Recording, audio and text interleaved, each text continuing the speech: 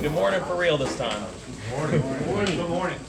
And we are on our second class in our series called Answering Atheism. This series is going to be specifically on how we can engage with atheists and how we can talk to them and rationalize with them, how we can persuade them and win them over to become Christians. So this is our goal. We started last week by just looking at what I call pop atheism. We tried to look through popular level arguments from atheists and why they're not accurate. But today we're going into the biggest meat of the conversation between theists and atheists, and that is the evidence for the existence of God. The defining myth of atheism is that there is no evidence for the existence of God. And if it can be demonstrated that there is objective evidence for the existence of God, then the conversation is, the debate essentially is won in the first round. So our goal for today is to look at this as logically as possible. The difference between difference between Christians or I should say theists and atheists is whether or not there's evidence for the existence of God. I do not think that in having conversations with the average atheist, that presenting the evidence that I have for you today is automatically going to convince them to become theists. And I don't say that to try to argue that, atheists are closed-minded or something or other. Some people are closed-minded, some people are open-minded. But I think that most atheists not only have a lack of belief in the existence of God, but also have positive beliefs in things that are wrong. And so in our third class next week, we're going to be debunking some of these atheist myths. These myths like the Bible teaches slavery, Jesus never existed, Adolf Hitler was a Christian, the Bible teaches a flat earth, that America's founding was atheistic. And some of these myths that atheists tend to believe, we're going to go through and debunk. In our fourth class, we're going to specifically look at myths that atheists believe about the Bible. And we're going to do basically an atheist Bible study, what the atheists get wrong about the Bible, at least some of what the atheists get wrong about the Bible. Then we're going to talk in our fifth class about these 4 attributes that I think are kind of defining in the atheist community and how they stop critical thinking, how they stop reasoning about these issues. And the last class we'll talk about the problem of evil, because atheists think that this is the best argument against the existence of God, and so we'll talk about that. But today we're going to be talking about the evidence for the existence of God. What do we mean as theists when we say that there is a God? There's a lot of people that have kind of defined God in weird ways. If you know who Jordan Peterson is, he argues that God is your highest priority, and it's kind of this vague assertion. But what we're going to do is we're going to do just a very straightforward definition of God. When theists refer to God, we are referring to a supernatural, intelligent, rational, moral, personal, and timeless being that created our world. That's what we're referring to. That's the common language that we're using. And it is my contention that we have evidence for all 6 of these attributes. And so the evidence that I'm going to be presenting today is that we have evidence for all 6 of these attributes. So to show that we have a supernatural origin, we have the origin of our universe. To show that we have an intelligent origin, we have the argument from design, both the qualitative general argument for design, but also specific arguments from design that are more quantitative in recent years that scientists have discovered, that being the fine-tuning of the universe and the information in our genome. We know that we have a rational origin because of the presuppositional argument from logic. We'll go over what that means in a little bit. We know that we come from a moral origin, and we know that from the argument from objective morality. We also know we have a personal creator being that created us because of the evidence for the resurrection of Jesus, and we know that we have an origin from a timeless being because of the evidence of fulfilled prophecy. Now, when we're looking at this, the atheist does not want to hear any Bible verses. They would say the Bible verses are not counted as evidence. And so today, I will occasionally quote Bible verses because this is a Sunday school after all. But none of the arguments I will make assume the Bible as an authoritative source. Even if the atheist doesn't believe in the Bible, which they obviously don't, these arguments are still valid, even with or without assuming that the Bible is an authoritative source. The arguments from science and philosophy that I'm going to make, that's the arguments from the origin of our universe, the general argument for design, the fine-tuning of the universe, the information in our genome, and also the philosophical arguments, the presupposition of logic, and the argument from objective morality. None of these require any biblical passages to prove these arguments. These arguments stand with or without citing to the Bible. The last two arguments are an argument from history, and those do require the Bible, but not as an authoritative source. They just require the Bible as a historical text. The same way we would look at a historical text from Tacitus or any other historical figure. And we will rely on them just as historical texts and their historical reliability, not their divine inspiration, but their historical reliability will be demonstrated as part of the argument. And what I'm also not going to do here today, what is not going to convince the atheist, is I'm not going to use any personal experience as proof of God. None of the arguments presented today will involve any personal experience from me or from anybody else. Personal experiences, I would argue, are not subjective. Many atheists would say that, oh, it's just your subjective thing. I think that God can actually objectively reveal himself to you. I do believe that that's possible, and I would definitely not rule that out. But, however, personal arguments are personal, and so my personal experience you can only take with a grain of salt because you haven't lived my personal experience. And so I can share it, and that could be a conversation we can have, but at the end of the day, I can only work so much off of your personal experiences. And I also don't think that personal revelation is necessary to affirm God's existence, because we have plenty of evidence already. So the evidence I'm going to present today is not only objective, which I think that personal experiences can be objective, but they can be shared, investigated, and appreciated by everyone. I can share them with someone and they can have the same experience as with it that I do. Now, a lot of atheists look at the evidences for the existence of God and are unconvinced because the atheist is looking at a very narrow definition of what God is. And Ricky Gervais, who's a comedian, he's also an atheist, he once said that we need to find a jar of gaudiness. And if you can show me a jar of gaudiness and then I can test the jar of gaudiness, then you'll prove to me that God exists. And this is a misunderstanding of what we're talking about, because the God that we're talking about is not a God that is inside of our universe. And an illustration that was used to explain this is a story of a fisherman. This guy saw this fisherman catching all these fish, and he was throwing away all the big fish. He was only keeping the small ones. And so he went up and asked the guy, why are you throwing away all the big fish? And he said, well, because I only have an 8-inch frying pan, and so if they're bigger than my frying pan, I can't cook them, so I have to throw away all the big fish. And the point of the story is that if the atheist has a narrow view of what God is, then any evidence beyond that narrow view would be tossed out, as this is not good evidence.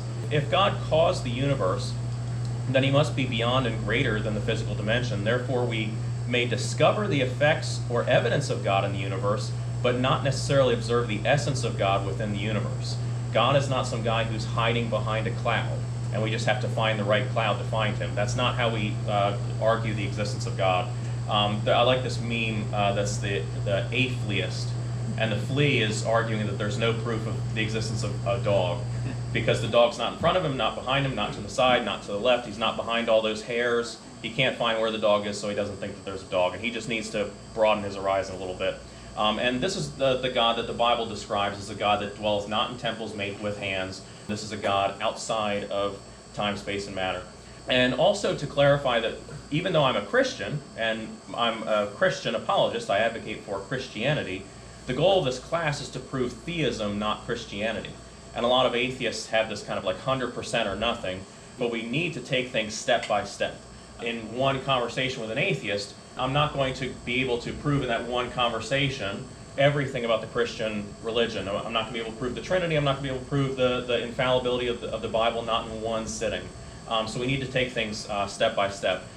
So a lot of the evidence that I present will be for a general theism, but also some of the evidence that I present will be specific to Christianity and will be exclusive to certain religions. And it's interesting to see atheists will sometimes argue that they would believe in a deistic God. A deist God would be a God that just creates the world and then leaves it alone and doesn't impact the people that he created. And this would be part of general theism. And so they say they'd be willing to it, but I think this says a lot about the atheist, because they're willing to believe in a God so long as that God doesn't require anything of them or have any moral standards to apply to them. And I think that's very telling, that they are willing to believe the truth as long as the truth doesn't affect their personal life. And if it does, then they don't want to believe it. I think that's pretty telling. But even just proving a deist God to an atheist would be a step in the right direction, you could say, and more conversations to be had after that. But when we look at the evidence for the existence of God, the first evidence that we're going to look for is the evidence for the origin of our universe. For a long time, scientists taught that the universe was infinitely old, that the universe always existed. They called this the steady state theory. Carl Sagan wrote in his book, what would happen if science demonstrated an infinitely old universe? Then theology would have to be seriously revamped. Indeed, this is the one conceivable finding of science that could disprove a creator, because an infinitely old universe would never have been created. It would always have been here. Anthony Flew, who was an atheist, who was a very, very prominent atheist, that ended up becoming convinced of theism and so converted from his atheism, he had said, as long as the universe could be comfortably thought to be not only without end, but also without beginning, it remained easy to see its existence and its most fundamental features as brute facts. And if there had been no reason to think that the universe had a beginning, there would be no need to postulate something else that produced the whole thing. He said, if we could argue that the universe always existed, this would completely cut God out of the conversation. But the problem is that the universe did have a beginning, and that's where the evidence is pointing towards. When the evidence started coming out to the beginning, that there was a beginning to the universe, a lot of physicists fought against this. So one of these physicists, Arthur Eddington, he wrote, philosophically, the notion of a beginning of the present order of nature is repugnant to me. I should like to find a genuine loophole. He's looking for a loophole of the evidence because he doesn't want to believe it, because if there's a beginning to the universe, that means there's evidence for the existence of God. Robert Jastrow, who was an agnostic astronomer, had said this is a curiously emotional language for a discussion of some mathematical formulas. He says, I suppose the idea of a beginning in time annoyed Einstein. Einstein was annoyed by this also, because of the theological implications. And so physicists of the day did not like the philosophical implications that the beginning of the universe would prove that there's a God. Now, a lot of their arguments for the beginning of the universe are wrapped up into like the Big Bang Theory and different things. I actually think that the argument for the origin of our universe being have our universe having a beginning, I think it's actually a lot simpler than a lot of people make it. And so here's my basic proposition of the evidence for the origin of our universe being not only having a beginning, but having a supernatural beginning. And that is with the first two laws of thermodynamics. So the first law of thermodynamics says that matter and energy cannot be created or destroyed. What that means is that the universe 100 years ago had the same matter and energy as it does right now, and will 100 years from now. There's no energy or matter being created or destroyed. And we also have a second law of thermodynamics. And the second law of thermodynamics says that entropy, or useless heat energy, never decreases in a closed system. But what that jargon means is that everything tends towards disorder. Everything is falling apart. All the heat and energy is just dissipating into the universe, in which it's never going to be recovered again. And so we still have the same amount of energy, it's just being lost to not being useful. And the implications of the second law of thermodynamics are really, really profound, because if the universe was 100 years old, then it would have 100 years worth of entropy. And entropy is not measured in years, but if you just follow the analogy, if it was 100 years old, it would have 100 years worth of entropy. If it was 1,000 years old, it would have 1,000 years of entropy. If it was 1 billion years old, it would have 1 billion years of entropy. But if the universe was infinitely old, then the universe would have total entropy. Every single particle in the universe would be 10,000 miles away from every single other particle. There'd be no heat, there'd be no planets, no people. Every particle would have moved away from each other. This is known as the heat death of our universe, that our universe is just everything's going to float away from each other, and there's not going to be any more people, any more planets, anything like that. And so the implication of the second law of thermodynamics is that the universe had to have a beginning. It can't just be falling apart forever. Because we still have usable matter and energy here, that implies there had to be a recent beginning, and we can argue how recent it would have to be, but it would have to be a finite time ago. But the problem is that the first law of thermodynamics says that matter and energy can't be just created or destroyed. And so the first law of thermodynamics implies that the universe could not have had a natural beginning. There is no natural process that just creates matter out of nothing. And so the argument from the naturalist, from the atheist, is just to ignore the first law of thermodynamics. Matter just exploded out of nothing billions of years ago. That's where the universe came from. Their answer used to be that the universe had always existed, and they ignored the second law. But my answer is that there was a supernatural beginning, and that fits with both of these. The astronomer Robert Jastrow, that we talked about earlier, likened the universe to a wound-up clock. But if a wound-up clock is running, then someone would have to have wound it up in the first place. Now, of course, this is consistent with the Bible. The Bible says that through faith we understand that the worlds were framed by the Word of God, so that things which are seen were not made of things which do appear. Nature did not create itself. Nature did not create nature. And the Bible also talks about the second law of thermodynamics. It doesn't call it that, but it talks about how the whole heavens are the works of God's hands, and they shall perish, they wax old as doth the garment. The entire universe is wearing out like an old t-shirt. Okay? Now, there's a lot of people who have admitted that this is powerful evidence for a supernatural beginning to our universe, is that the universe came into being, the universe beginning is powerful evidence for the universe starting supernaturally. Robert Jastrow, again, he was an agnostic, but he had said, astronomers now find they have painted themselves into a corner because they have proven by their own methods that the world began abruptly in an act of creation to which you can trace the seeds of every star, every planet, every living thing in the cosmos on the earth, and they have found that all of this happened as a product of forces that cannot hope to discover. He says that there are what I or anyone else would call supernatural forces at work is now, I think, a scientifically proven fact.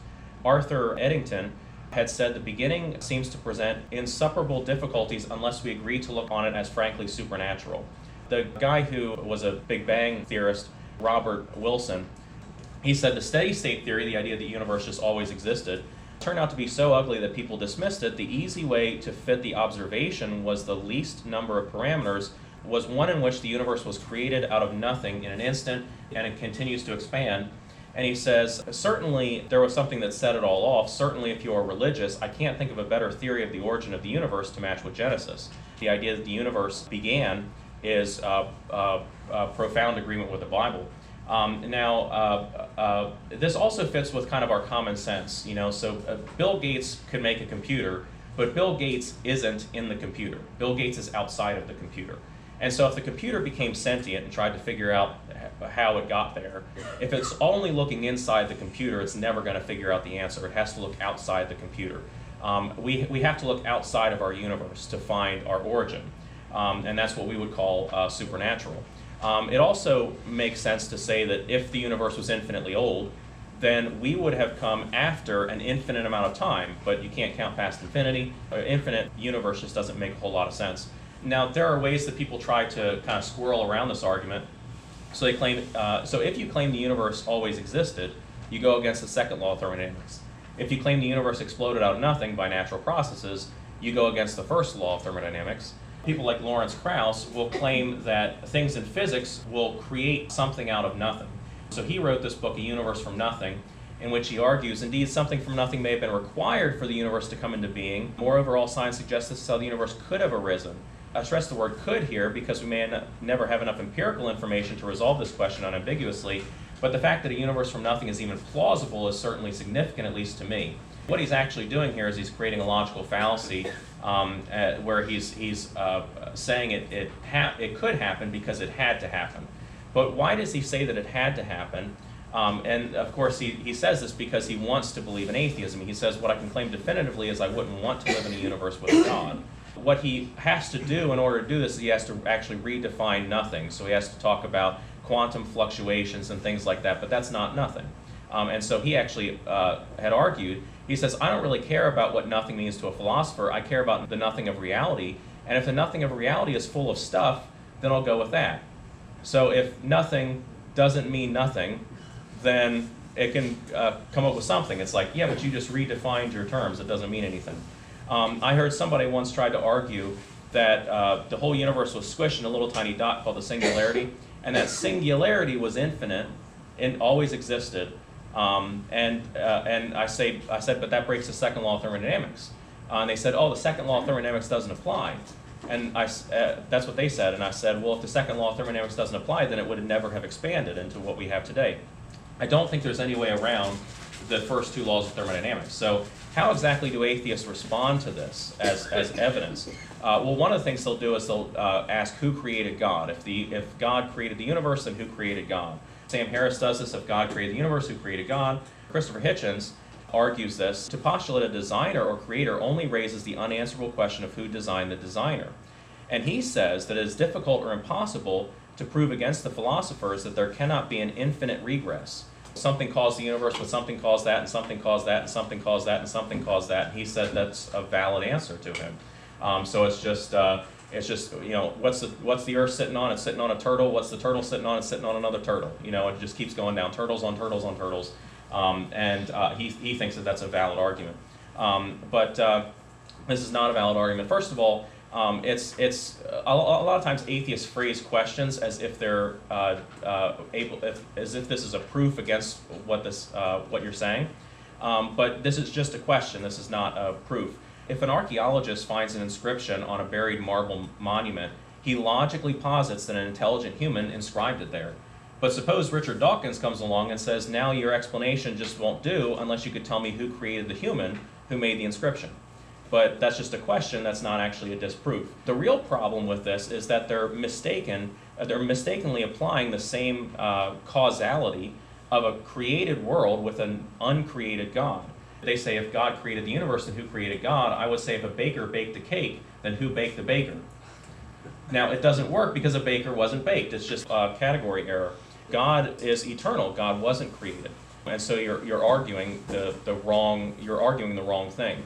The God that we're discussing is a God that always existed.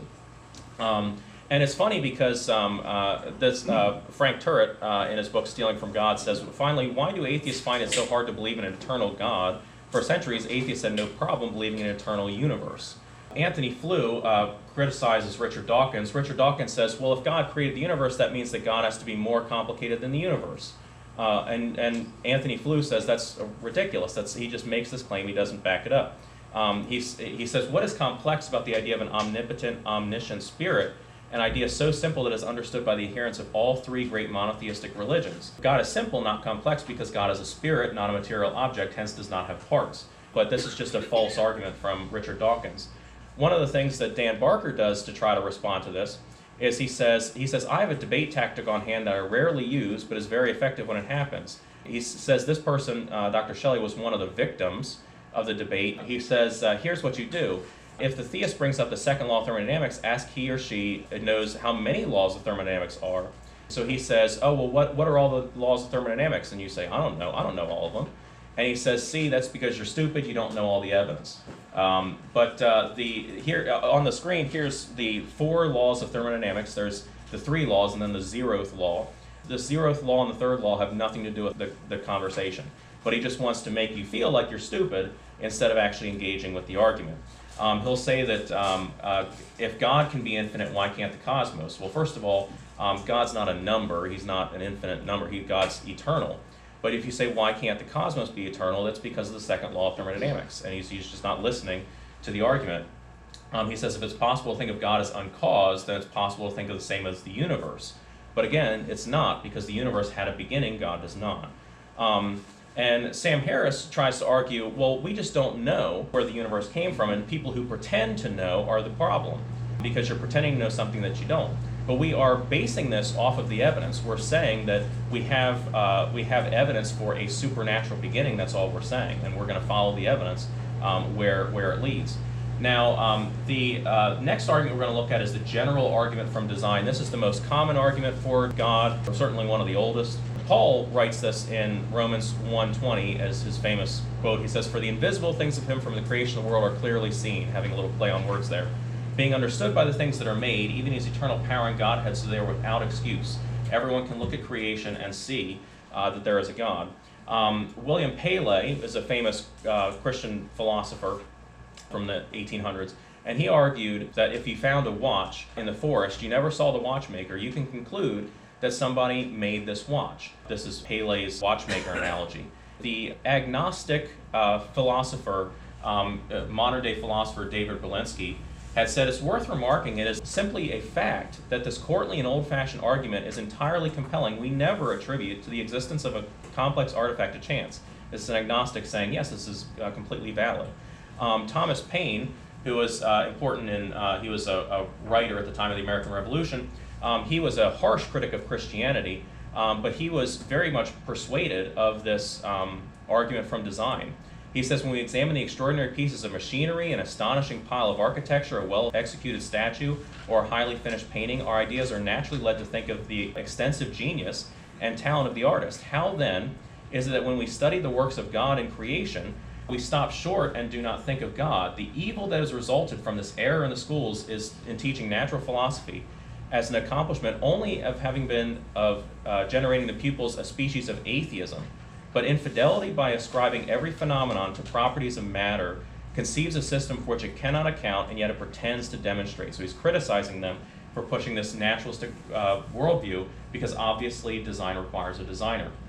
There's a lot of examples you can use of design. One of my favorites, because I'm a math guy, is the Fibonacci sequence and the golden mean ratio are shown in a lot of different animals, a lot of different structures in nature. Seashells follow this pattern.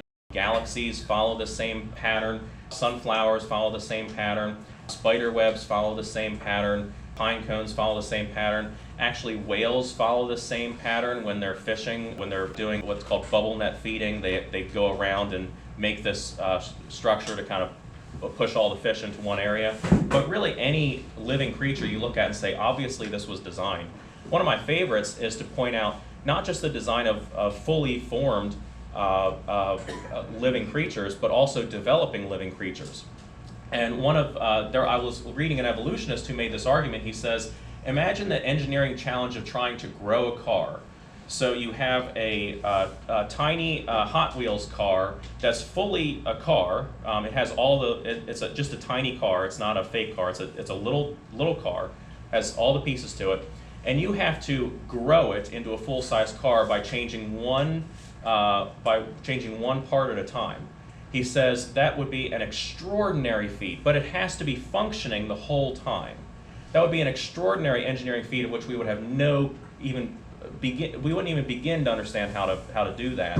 But this is exactly what goes on in development when you're in your mother's womb, is that you're actually developing, you're growing a person. This is not just a completed engineering structure, but this is a developing engineering structure. And he says that we have no idea how you would engineer that. Not just that the car requires a designer, but imagine trying to grow a car is like tenfold more difficult than designing a car. There's actually a field in biology known as biology and engineering known as biomimetics, where we study animals to look at their design and then replicate their design when engineers are making stuff. Velcro was made off of certain flowers, called them birds. The bullet train was modeled after the kingfisher's beak for reduced drag and stuff like that. So this is biomimetics. It's actually looking at nature and saying, how did God design this? Because this design is amazing. Francis Crick, who discovered DNA, we'll talk about DNA in a minute, he said that biologists must constantly keep in mind that what they see was not designed but rather evolved. He said if you're a scientist and you're doing biology, you're looking at life, you constantly have to remind yourself, you have to have therapy sessions every week to remind you that this isn't designed because it so obviously looks designed. But if that's what your view of science is, just closing your eyes and saying it's not designed, it's not designed, it's not designed, you're not doing science. Richard Dawkins had famously said that biology is a study of complicated things that give the appearance of having been designed for a purpose. He defines it as this is a study of things that look like they were designed, but they're not. Okay, but just go with where the evidence leads. Now, this is what's called a qualitative argument for design. It's describing it, but it's not being able to give an actual number to it. I can look at Mount Rushmore and say that obviously somebody made this, but I can't put a number on it like it's 10 designed. Like, it doesn't make any sense. I can't put a number on it. But what science has done in the past 100 years is it's rediscovered the arguments for the design argument for the existence of God. It's rediscovered it in two separate fields with two separate categories of evidence, that being astronomy, I should say astrophysics, and biology, creating a whole new field of genetics. Science has rediscovered this in two separate fields in the last 100 years. And actually be able to quantitatively measure how designed the universe is. And the first one is what's called the fine-tuning of the universe. So imagine if you had a deck of cards, and the deck of cards was in just a random order. You would think that someone shuffled the deck. But if you picked up the deck of cards and all the aces were together, and all the twos were together, and all the threes were together, and all the fours were together, and all the fives were together, all the way up, you would say, obviously someone put this in order. If you saw that all the ones went in hearts, then clubs, then spades, then diamonds, and all of them followed that pattern, you'd say, obviously this was intentional. Someone intentionally put it there. That's because, to use the technical terminology, the shuffle deck is a generic deck, but the deck that's put in order is a specific order. And there's a very, very few specific orders that we would recognize and say, oh, this is put in order. But there are 8,000 vintillion ways of ordering a deck of cards. That's an 8 with 67 zeros behind it. Okay, so that's a big number, and that's why you know if it's in order, it's exceedingly rare that it would have been shuffled and come out in order. But what physicists have realized over the past 100 years is that the universe is a specific universe. It's not a generic universe. So the illustration is, imagine that there's a computer in front of you with a bunch of dials, and on those dials you can increase the strength of gravity, or you can decrease the size of the neutron in the atom. There's a bunch of different dials that you can turn and create a different type of universe. Okay, but what they found is that only certain universes can exist, and they have to be dialed in perfectly. They have to be dialed into extreme detail. So one example of this is the proton and the neutron in the atom. The mass of the neutron must exceed that of the proton in order for stable elements to exist. But the neutron can only exceed the mass of a proton by an extremely small amount, an amount that is exactly twice the mass of the electron. That's very, very specific. And physicists have discovered these things, the mass ratio of the proton and the neutron, if gravity were stronger compared to electromagnetism, if the nuclear forces were stronger or weaker, if the electrons were more massive. They realized that quantum laws of physics prevent electrons from spiraling into atomic nuclei. If the speed of light was any different, the physics wouldn't work and our universe would fall apart. Carbon and oxygen have been finely tuned to certain energy levels. Stephen Hawking had even pointed this out. The laws of science as we know them at the present contain many fundamental numbers, like the size of the electric charge of the electron and the ratio of the mass of the proton and the electron. The remarkable fact is that these values of these numbers seem to have been very finely adjusted to make possible the development of life. It seems clear that there are relatively few ranges of values for the numbers that we would allow the development of any form of intelligent life. There's only a certain number of universes that would allow for intelligent life like us to exist, and it's exceedingly rare. So it's like, who finely tuned this thing? The cosmologist Paul Davies had said it is hard to resist the impression that the present structure of the universe, apparently so sensitive to minor alterations in the numbers, has been rather carefully thought out. The seemingly miraculous concurrence of these numerical values must remain the most compelling evidence for design. The astronomer Fred Hoyle, this guy was an atheist previously until he discovered this. He said, a common sense interpretation of the facts suggests that a super intellect has monkeyed with physics. So they're looking at science and they're like, the universe looks like it was monkeyed with by a super intellect. Why is that possible? And I sit there as a theist and I say, I know why, because it was monkeyed with by a super intellect. And the theistic worldview just makes more sense of the world that we live in. Ed Harris says, here is the cosmological proof of the existence of God, the design argument of Pele, updated and refurbished, the fine-tuning universe provides prima facie evidence of deistic design. Freeman Dyson had said, the more I examine the universe and study the details of its architecture, the more evidence I find that the universe is, in some sense, knew we were coming. Anthony Flew talks about this and how it persuaded him to not be an atheist anymore. He said, now most of the books that I wrote were independent of the developments of modern cosmology. In fact, my two main anti-theological books were written long before either the development of the Big Bang cosmology or the introduction of the fine-tuning argument from the physical constraints. But since the early 1980s, I've begun to reconsider. I confess that at that point, the atheists have to be embarrassed by the contemporary cosmological consensus, for it seemed that the cosmologists were providing a scientific proof of what St. Thomas Aquinas contended could not be proved philosophically, namely that the universe had a beginning. So what Thomas Aquinas couldn't prove about theism, the scientists ended up being able to prove. Now, some of these skeptics will try to argue that the fine-tuned universe doesn't prove the existence of God, and what they'll do is they'll point to a multiverse. They'll say, well, there's an infinite number of universes out there that are being created in their own little big bangs, and they all have different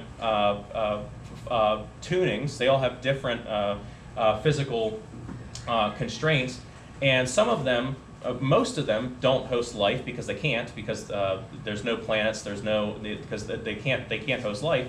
But in the ones that do, then life comes about and looks around and says, oh, well, everything's finely tuned to fit us. But that's only because we have an observer bias, because obviously we're on the planets that allow us to live. If they didn't, then nobody would be around to notice. And so he's trying to make it sound like it's an observation bias.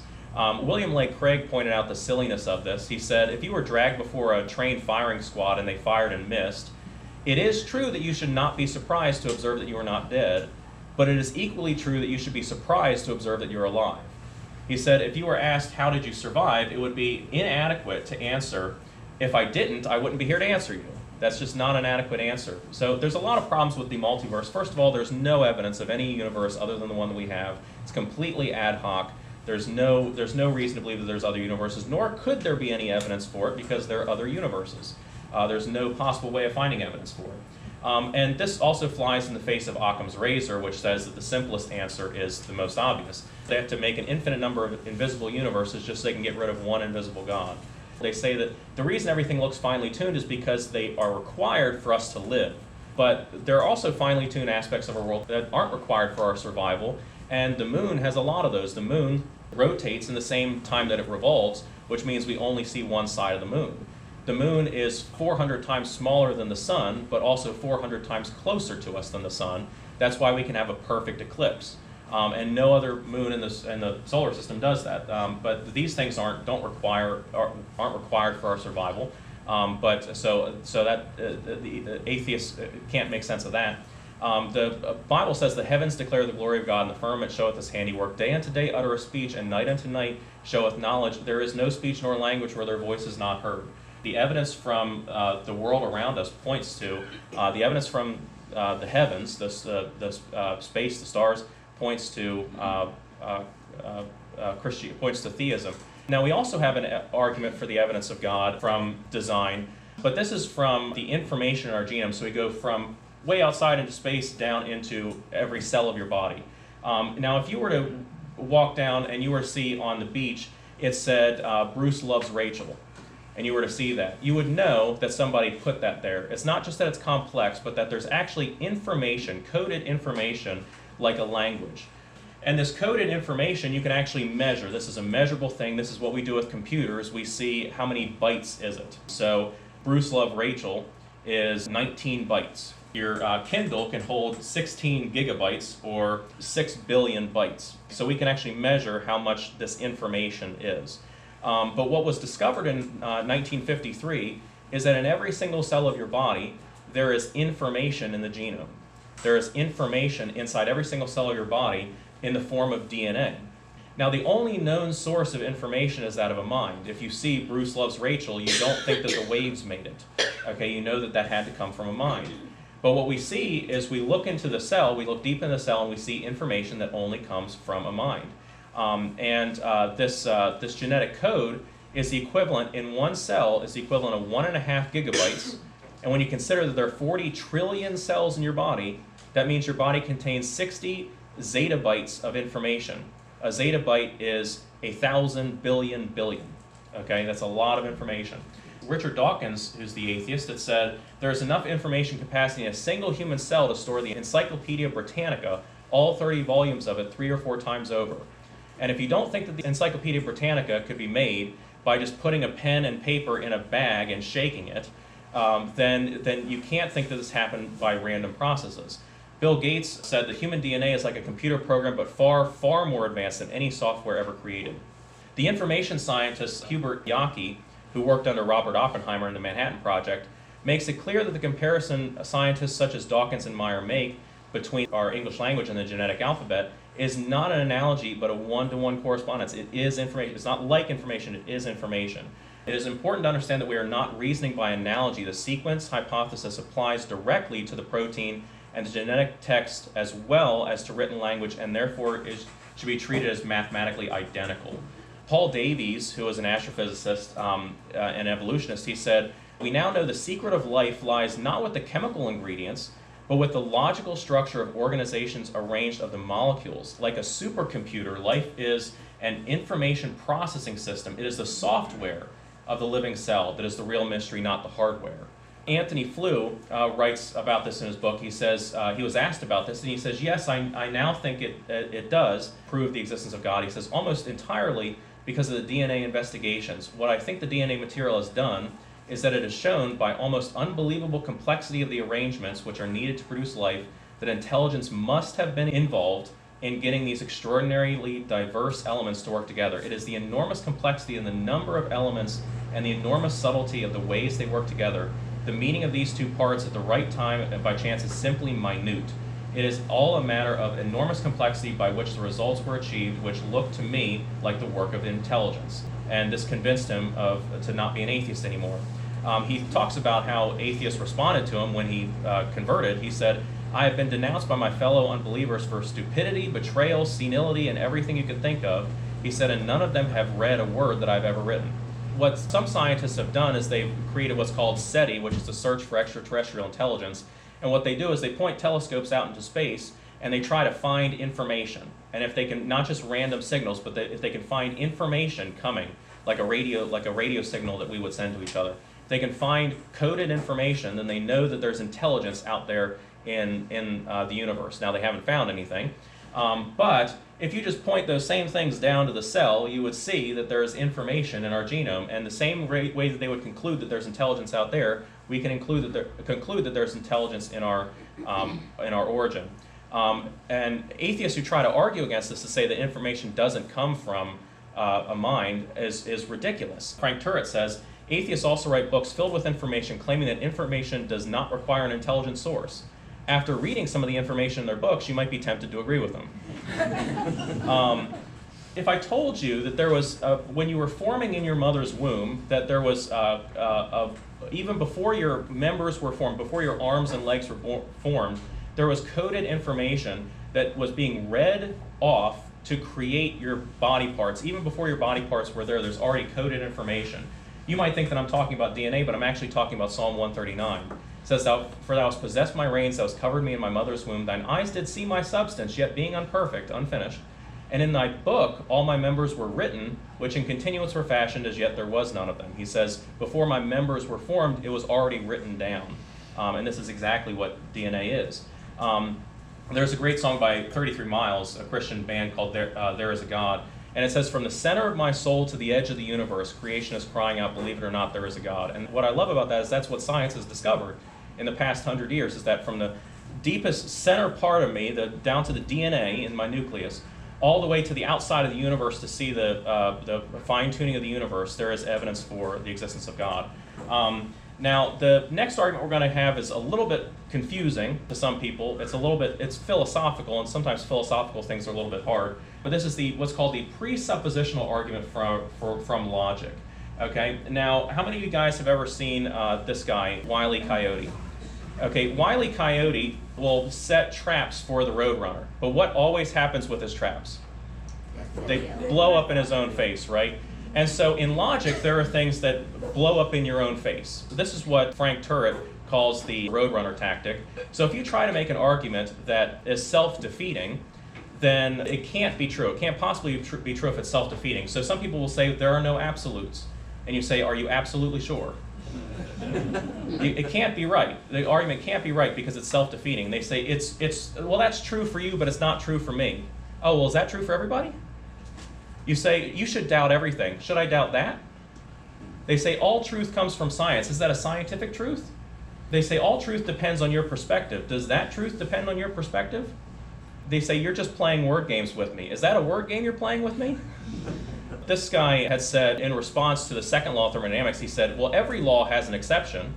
And Frank Turret responded back, he says, does that law have an exception?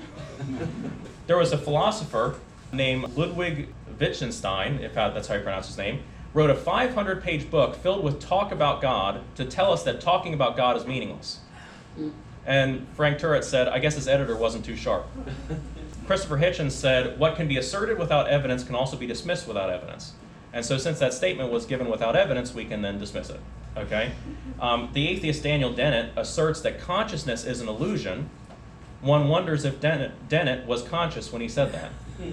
And Anthony Flew had pointed this out. We are conscious and conscious of that we are conscious. No one can deny this without self-contradiction. I think he's right. But there is a self-contradiction in the naturalistic worldview. C.S. Lewis, who's a famous Christian apologist, wrote this. He says, suppose there was no intelligence behind the universe, no creative mind. In that case, nobody designed my brain for the purpose of thinking.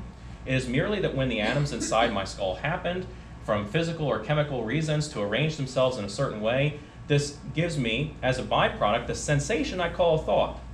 But if so, how can I trust my own thoughts to be true? It's like unsettling a milk jug and hoping the way it splashes itself will give you a map of London. If I can't trust my own thinking, of course I can't trust the arguments leading to atheism, and therefore have no reason to be an atheist or anything else. Unless I believe in God, I cannot believe in thought, so I can never use thought to disbelieve in God. The easiest way of phrasing this is if I said, do you believe your brain is evolved slowly over millions of years by random processes? You say, yeah, of course I do. And I say, well, how do you trust the thoughts and the conclusions you come to? And what's interesting is that every single atheist in these books argues that we evolved to be irrational. Richard Dawkins said we should also expect that superstitions, like what we believe is what he's trying to argue, and other non-factual beliefs will logically evolve. He says it will evolve that we will think wrongly. Sam Harris argues this as well. Richard Dawkins says what's really true for an animal is whatever its brain needs it to be in order to assist its survival. Your brain has nothing to do with truth, it has something to do with survival. Christopher Hitchens said, past and present religious atrocities have occurred not because we are evil, but because it is a fact of nature that human species is biologically only partially rational. Dan Barker said that we see agents, you're walking through the woods, you see a stick, you think it's a snake. We see agents simply because we inherited a tendency to make that mistake for very good evolutionary reasons. Those who did not make their mistake were less likely to survive and become ancestors. Carl Sagan argues this also. He says, we find that common sense often doesn't work. Why not? Because our notions, both hereditary and learned, of how nature works were forced in millions of years of our ancestors were hunters and gatherers. In this case, common sense is a faithless guide because no hunter-gatherers ever lived to depend on understanding time-variable electric and magnetic fields. There was no evolutionary penalties for ignorance of Maxwell's equations. We didn't evolve to understand science, we evolved just to survive.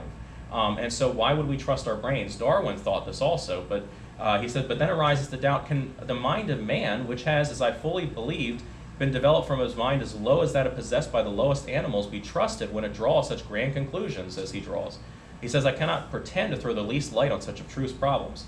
There's a guy named Thomas Nagel who is a philosopher, but he's actually an atheist. He's actually an atheist philosopher, and he points out that this is self-contradictory. He says that mechanisms of belief formation that have been selective advantage, evolution gave it to us, in the everyday struggle for existence do not warrant our confidence in the construction of theoretical accounts of the world as a whole. He says we can't trust our brains when it comes up with the answers of how we got here. He says evolutionary naturalism provides an account for our capacity that undermines their reliability, and in doing so undermines itself. They say we evolved to be irrational, and then I rationally prove that we evolved. Okay, it logically disproves itself. This evolutionary biologist, Haldane, he said, if my mental possessions are determined wholly by the motions of atoms in my brain, I have no reason to suppose my beliefs are true. And hence I have no reason for supposing my brain to be composed of atoms, or to believe in evolution. Anthony Flew says, those scientists who point to the mind of God do not merely advocate a series of arguments or a process of syllogistic reasoning. Rather, they propound a vision of reality that emerges from the conceptual heart of modern science itself and imposes itself on the rational mind. It is a vision that I personally find compelling and irrefutable. The argument basically goes like this. When theists refer to God, we are referring to a rational person, but without presupposing that our brain had a rational origin, you cannot make a rational case for your irrational origin story. So the only answer that we have is by presupposing that our brain had a rational origin, which is what we're trying to prove, that we had a rational origin. Jason Lisle, who's a PhD astrophysicist, he's one of my favorite writers, he said, he calls this the ultimate proof of creation, because if biblical creation were not true, we could not know anything. Proverbs 1 says, the fear of the Lord is the beginning of knowledge. Proverbs 21:30 says, there is no wisdom nor understanding nor counsel against the Lord. If you try to argue against God, you're not arguing rationally.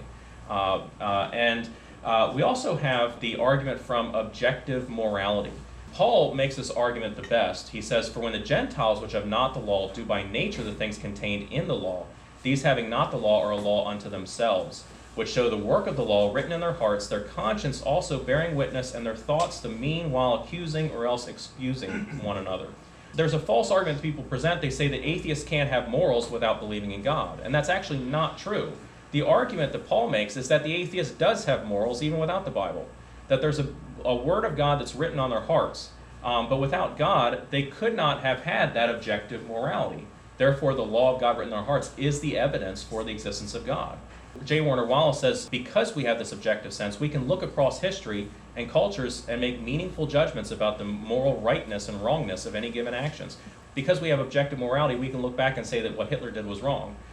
Christopher Hitchens also argues that there's objective morality, that everybody knows that incest is wrong, for example. Some of these atheists will try to argue that, there's a simple justification for this in different ways, but their justifications don't really work. Sam Harris tries to argue all morality is just not hurting somebody. But morality isn't just not hurting somebody. Like if I gave you a painkiller and I killed you, would that be moral? You know, I didn't hurt you, I didn't cause, he tries to argue it's all pain, but obviously that's not true. Dan Barker tries to argue it's whatever supports life, okay?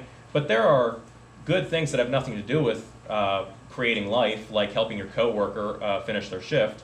Or there's bad things that create life, like rape. So this is not you can't oversimplify that like they try to do.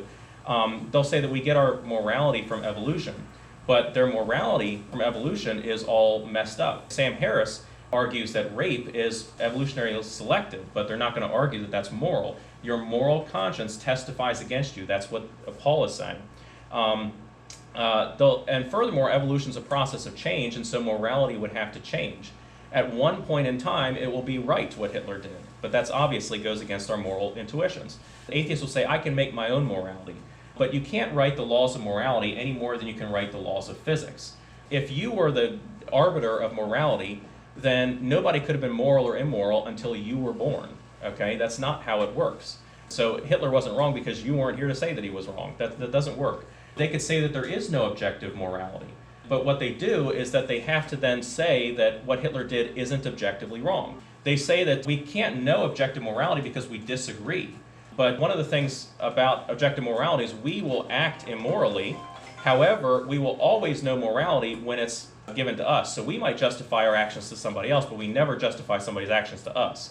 How we react is a better evidence for objective morality than how we act. And so if someone doesn't believe in objective morality, then steal their wallet and see if they will accept that or not. Everyone makes mathematical mistakes too, but that doesn't mean that there are unchanging rules of mathematics. Scientists don't deny the objective world when they encounter a difficult problem, neither should we do that with morality. C.S. Lewis wrote, human beings all over the world have this curious idea that they ought to behave a certain way and cannot really get rid of it. Secondly, they do not, in fact, behave that way. Every person has this moral conscience which must come from a moral origin. All morally neutral origin stories necessarily lead to ad hoc reasons for that moral conscience. We must have a moral origin. There's two more evidences that we're going to just skim over very, very quickly because we talked about this previously, or we're going to talk about this next year. The first one is the argument for the evidence for the resurrection of Jesus. We talked about this last year, so I'm going to briefly scan this, but we have 5 hours of presentation that you can go back and look over all this detail. I've made 5 statements. There's 5 statements that I make that if we have these 5 statements, we can demonstrate that Jesus is in fact God, that he did in fact rise again from the dead. We say that Jesus is a noble figure in history, that the 4 New Testament Gospels are historically reliable sources for the life of Jesus, that Jesus claimed to be God, that there is powerful historical evidence that Jesus rose from the dead, and that Jesus' life, death, and resurrection fulfilled many prophecies written hundreds or thousands of years before he was born. The argument works like this. I'm going to very briefly skim over this. We start by acknowledging that Jesus is a figure in history that we can study, the same way we study any figure in history, by analyzing the historical documents. These include Roman, Jewish, Greek, and Syrian sources, along with the documents contained in the Christian New Testament. The majority of our information comes from the first 4 books of the Christian New Testament, known as the Gospels. The Gospels can be determined to be reliable historical sources by verifying the authorship, dating them, assessing the trustworthiness of the writers, judging our current copies with the ancient manuscripts, evidence, and citations from early church leaders, testing their accuracy against historical and archaeological evidence, and comparing each gospel with the others to see if they corroborate each other. Now that we have found Jesus historically, we can then see who he claimed to be. Jesus claimed to be the Messiah, or the Christ. He claimed to be the Son of Man. He claimed to be the Son of God, and he claimed to be God himself. These were not 4 separate titles, but descriptions of the same being, and can be shown to be used interchangeably by first-century Jews. But anyone can claim to be anything. How do we know he is actually God? We learn that Jesus himself staked his claim on his resurrection from the dead. If we can verify that he rose from the dead, we can reasonably assert that he has the divine status he claimed. We can analyze the historical details of Jesus' death, burial, and resurrection and see if there are any alternate natural explanations. However, after the analysis, it turns out that all alternate explanations are historically unlikely, ruling out these alternate explanations. But one more objection remains. History is based on probability, what most likely happened. However, a miracle is always the most unlikely explanation. No matter how improbable the alternative explanations to the resurrection are, more improbable would be the resurrection. Jesus, however, has one more line of evidence that changes all this, that being prophecy. Hundreds or even thousands of years before Jesus was born, there were prophecies given about the Messiah, so many and so specific that no human being could fulfill them all without being the Messiah. This flips the probability argument on its head, and it shows the resurrection not as a random suspension of natural laws, but a planned, predictable, and probable event. Jesus really rose from the dead. Jesus really is God. Anthony Flewitt said the evidence for the resurrection is better than claimed miracles of any other religion. It is outstandingly different in quality and quantity. And a lot of atheists have been convinced by this argument. Frank Morrison, C.S. Lewis, John Warwick, Montgomery, Josh McDowell, and Simon Greenleaf were all atheists that became Christians because of this argument. And we also have the evidence for fulfilled prophecy, which I'm actually going to cover next year. The Bible stakes a lot of its claim on its ability to make prophecy, because only God can make prophecy. Only God can not only see the future, but also be able to enforce his will any way that he wants. We studied a lot of the prophecies about Jesus that could only have been fulfilled by Jesus. It's impossible to argue anything else. We see that there were many prophecies in the Old Testament about the coming Messiah, that he would be born in the town of Bethlehem, that he would be born of a virgin, that he would be born in the lineage of King David, that he would be preceded by a messenger who would prepare the way for him, that he would make his entrance riding in on a donkey, and Jesus fulfilled all these prophecies. The Messiah was predicted to arrive when the scepter, or the ability to render judgments on their own citizens, would be taken away from Judah. It was also predicted the Messiah would visit the temple, but that was destroyed in 70 AD. We have a time frame for him, and the 70 weeks prophecy also puts Jesus in the first century. Isaiah 53 gives a description of the Messiah, which includes the basic story of Jesus, that he was rejected, beaten, and killed. However, the details of the passage go beyond the basic story. It specifies that he had done nothing wrong, as was testified by Pilate, the Roman judge. It specifies the Messiah would open not his mouth. Jesus didn't defend himself against the false testimony against him at his trial. It says he would be numbered with the transgressors, and Jesus was hung between 2 thieves. It says he was buried with the rich in his death, and he was buried in a rich man's tomb. And there's a lot more prophecies that we can go over. But not only does the Bible predict Jesus, but it also predicts a lot of other stuff that happened that was fulfilled not even in the Bible. The Old Testament successfully predicts the destruction of the city of Tyre, the progression of the Babylonian Empire to the Medo-Persian Empire, and to the Greek Empire, and the action of many of the descendants of Alexander the Great. And we'll actually talk about this next year in my next Sunday school series, to the point where the prophecies are so specific that the only way they can argue that this isn't prophecy is by saying that Daniel was written after the fact, because they're so specific and so obviously about these prophecies, about these events. And so they try to argue that Daniel was made after. But the evidence suggests otherwise. The actual evidence suggests that these were made during the time in which they were supposed to be with Daniel. And I'm going to conclude with this, because we've talked about a lot of the evidences here.